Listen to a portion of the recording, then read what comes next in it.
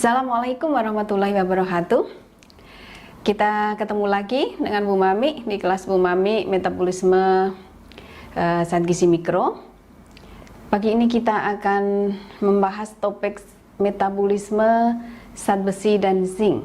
Ya, berbeda dengan perkuliahan sebelumnya, kita menggunakan media WhatsApp, chat, message voice, atau kita menggunakan Zoom. Sekarang kita menggunakan channel YouTube. Baik, topik kita yang akan kita diskusikan pagi ini adalah metabolisme zat besi dan zinc.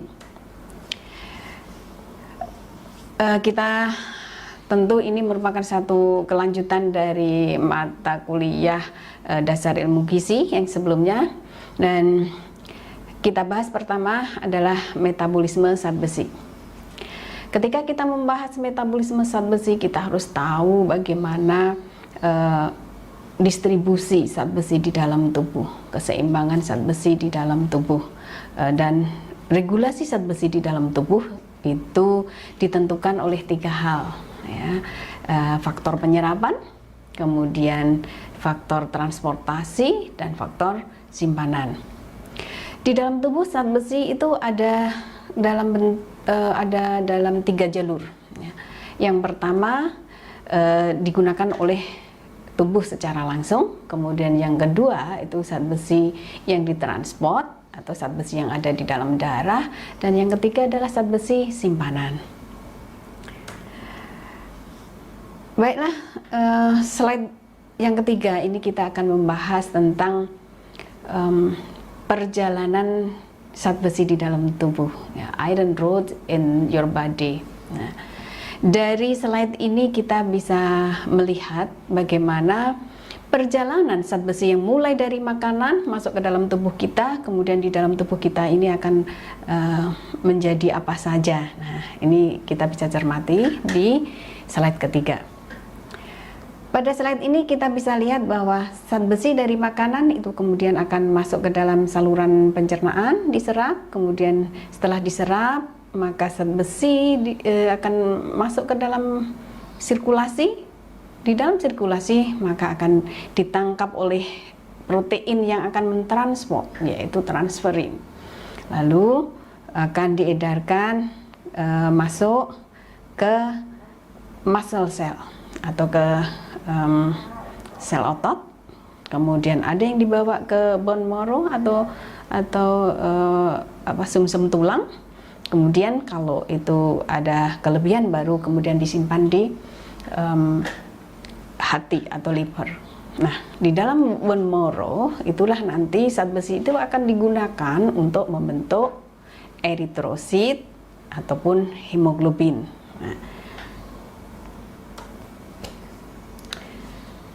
Nah, pada slide berikutnya ini kita bisa melihat iron balance in our body, keseimbangan zat besi di dalam tubuh. Nah, di situ Anda bisa akan lihat berapa zat besi yang berasal dari makanan. Nah, pada umumnya jumlah yang bisa diserap itu hanya sekitar 10%. Nah, artinya kita itu penyerapan zat besi yang berasal dari makanan itu hanya sekitar 10%, kecil. Itu pun kalau komposisi makanan kita itu lengkap antara hewani maupun nabati. Akan tetapi kalau konsumsi makanan kita itu lebih banyak dari nabati, maka penyerapannya itu akan lebih kecil lagi. Nah, penyerapan inilah yang kita sebut sebagai bioavailability atau kemampuan tubuh kita dalam menyerap, ataupun kemampuan suatu makanan itu diserap oleh dinding usus kita. Nah, sekitar 1 sampai dengan 2 mg zat besi yang diserap ini kemudian akan diedarkan atau dibawa oleh transferin ke bone marrow atau ke sumsum tulang. Nah, di dalam sumsum tulang itulah akan terjadi pembentukan heme atau biosynthesis of heme. Nah, setelah itu nanti dari heme itu akan dibentuk menjadi hemoglobin. Nah, selain di bone marrow juga ada yang dibawa ke otot.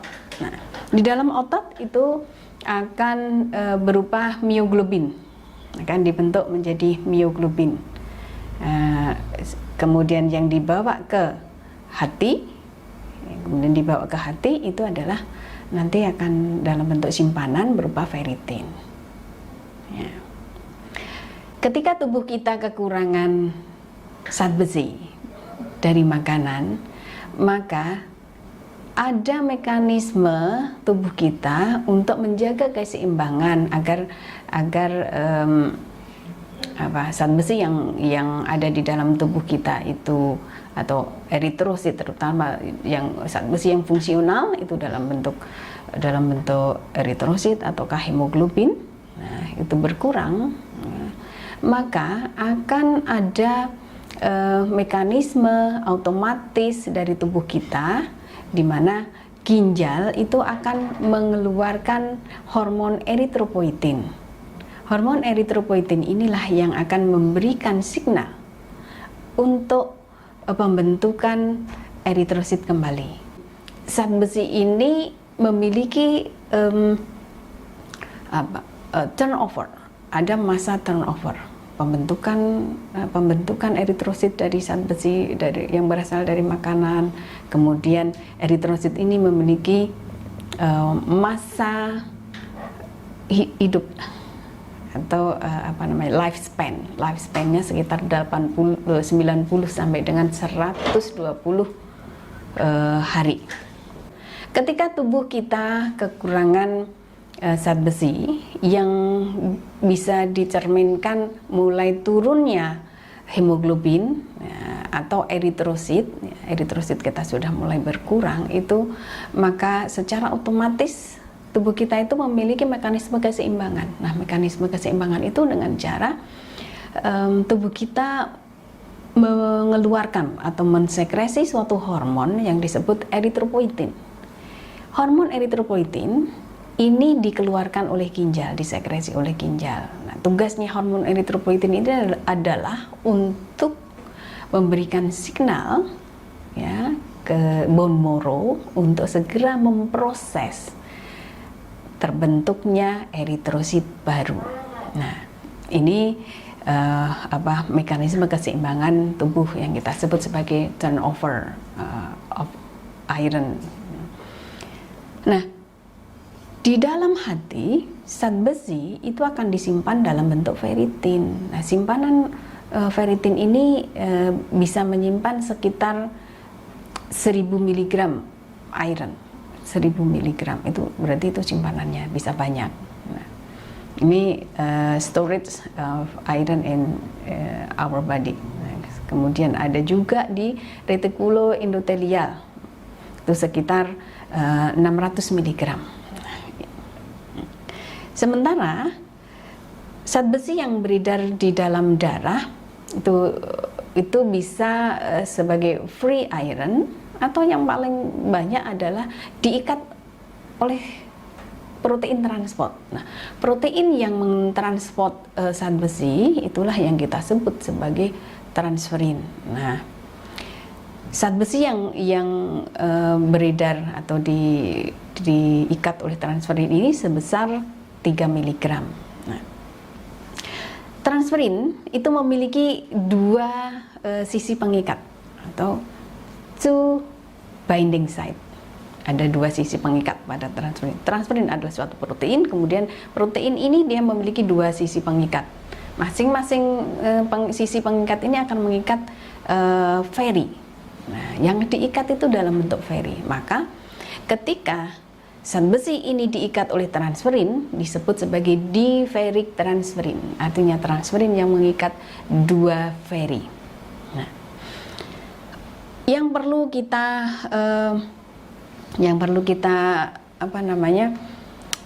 ingat itu bentuk zat besi di dalam tubuh kita itu ada dua bentuk, yaitu zat besi terreduksi itu dalam bentuk ferro, dan zat besi yang teroksidasi atau dalam bentuk ferri. Nah, Metabolisme zat besi itu intinya pada dasarnya adalah bagaimana kita akan mengikuti perjalanan zat besi keluar masuk sel di dalam tubuh kita ini. Nah, zat besi ketika dia harus melintasi dinding sel, maka dia harus bentuknya ferro. Jadi bentuk tereduksi. Nah, ketika dia sudah beredar di dalam darah, di dalam plasma atau serum, maka dia bentuknya ferri. Nah, itu yang perlu kita catat dulu. Karena nanti ketika kita membahas lebih jauh bagaimana metabolisme zat besi, intinya ada dua bentuk itu yang harus kita kenal, yaitu bentuk zat besi ferro ketika dia sedang melintasi sel, kemudian ketika dia dalam sirkulasi, maka dia bentuknya ferri. Baik, dalam membicarakan metabolisme, maka kita awali dulu perjalanan zat besi itu di dalam tubuh itu dari makanan, kemudian dia tentu untuk masuk ke dalam tubuh kita, dia tentu harus diserap. Bagaimana proses penyerapan zat besi? Baik, kita akan bahas lebih detail tentang penyerapan zat besi, bagaimana mekanismenya. Penyerapan zat besi itu dipengaruhi oleh beberapa faktor. Faktor yang pertama adalah status zat besinya. Jika seseorang memiliki status zat besi yang cukup, artinya tubuh kita sudah cukup punya simpanan zat besi, maka kemampuan tubuh dalam menyerap zat besi itu menjadi terbatas. Karena apa? Kita sudah punya simpanan, kita sudah cukup, maka tubuh akan mengambil seperlunya. Tetapi ketika seseorang mengalami defisiensi zat besi, maka penyerapan zat besi akan menjadi lebih efisien dan efektif. Kenapa? Dia harus mengambil sebanyak-banyaknya untuk mencukupi kekurangannya. Itu mekanismenya. Kemudian faktor kedua yang mempengaruhi penyerapan zat besi adalah kebutuhan. Ketika kita memiliki kebutuhan zat besi yang meningkat, mungkin pada saat blood loss, artinya kita sedang mengalami perdarahan. Ya, kalau perdarahan yang reguler itu terjadi pada kelompok wanita yang masa usia subur. Nah, itu setiap bulan itu pasti akan mengalami menstruasi. Nah, di situ kebutuhan zat besi jadi tinggi. Kenapa? Ini untuk merespon zat besi yang keluar melalui darah menstruasi. Maka kebutuhan zat besinya menjadi lebih tinggi. Oleh karena itu, penyerapan zat besi pada masa ini jadi lebih efektif. Kemudian faktor ketiga adalah fungsi saluran cerna. Nah, kalau saluran pencernaan kita sedang mengalami gangguan, tentu penyerapannya jadi terganggu juga. Faktor yang keempat adalah intake dari makanan. Artinya apa? Jika yang berasal dari makanan, asupan makanan kita cukup mengandung zat besi, ya, atau tinggi zat besi, maka yang diserap juga pasti banyak. Kalau yang kita konsumsi atau dari menu kita zat besinya, kandungan zat besinya rendah, ya, maka yang diserap ya hanya sedikit sesuai dengan ketersediaan dari makanan. Faktor kelima yang mempengaruhi penyerapan zat besi adalah bentuk kimia zat besi. Bentuk kimia zat besi itu apa saja? Zat besi bisa berupa zat besi heme.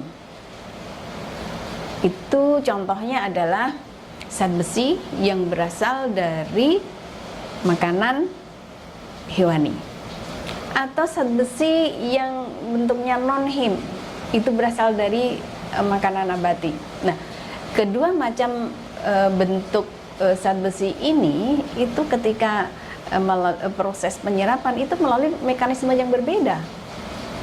Zat besi yang berasal dari hewani atau yang kita sebut heme iron itu diserap langsung. tubuh kita bisa menyerap secara efektif makanan atau zat besi yang berasal dari makanan hewani. Sehingga zat besi yang berasal dari makanan hewani itu kita sebut atau kita kategorikan sebagai zat besi dengan high bioavailability atau dengan bioavailabilitas yang tinggi, ketersediaan biologis yang tinggi. Sedangkan yang dari nabati itu bioavailability-nya rendah. Kemudian yang terakhir adalah faktor diet.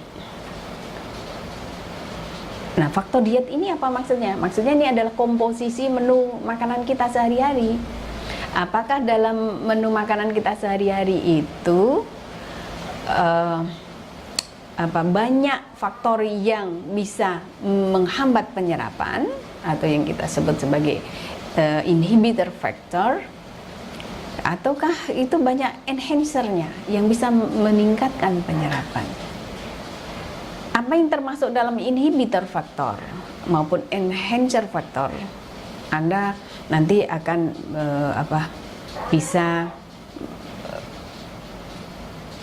bisa diperoleh dari mata kuliah dasar ilmu gizi. Nah, tapi saya akan singgung sedikit nih. Jadi mungkin kalau dasar ilmu gizi belum sampai juga di materi itu. Nah, jadi enhancer factor itu faktor yang bisa meningkatkan penyerapan zat besi. Contohnya adalah protein hewani, kemudian vitamin C. Itu bisa meningkatkan penyerapan zat besi. Sedangkan yang bisa menghambat zat besi itu banyak. Serat, kemudian ada polifenol, yang termasuk dalam kelompok polifenol itu terutama yang berasal dari nabati, itu asam fitat. Asam fitat berasal terkandung di dalam kacang-kacangan, kemudian kedelai, itu asam fitat. Kemudian asam oksalat. Asam oksalat terdapat di mana? Di bayam. Kalau selama ini mungkin banyak dipahami bahwa bayam itu sumber zat besi. Oh ya, betul bahwa itu memang sumber zat besi, bayam. Tetapi zat besi yang berada di bayam itu diikat oleh asam oksalat, sehingga penyerapan zat besi yang berasal dari bayam itu sedikit. Jadi low bioavailability. Nah, kemudian juga tanin itu berada di dalam teh. Nah, teh yang warna coklatnya itu mengandung tanin ya, kemudian oksalat, lalu polifenol itu akan mengikat zat besi sehingga menjadi kompleks yang tidak larut, yang tidak mudah larut, sehingga sulit untuk diserap. Nah, itu faktor-faktor yang mempengaruhi penyerapan. Demikian perkuliahan kita, dan jika ada pertanyaan nanti kita sambung diskusinya melalui WA Group. Jadi kuliah dari rumah itu Anda bisa lebih santai, tetapi waktunya memang lebih panjang. Stay at home, keep healthy, jaga kesehatan Anda. Kita ketemu dalam diskusi di WA Group. Assalamualaikum.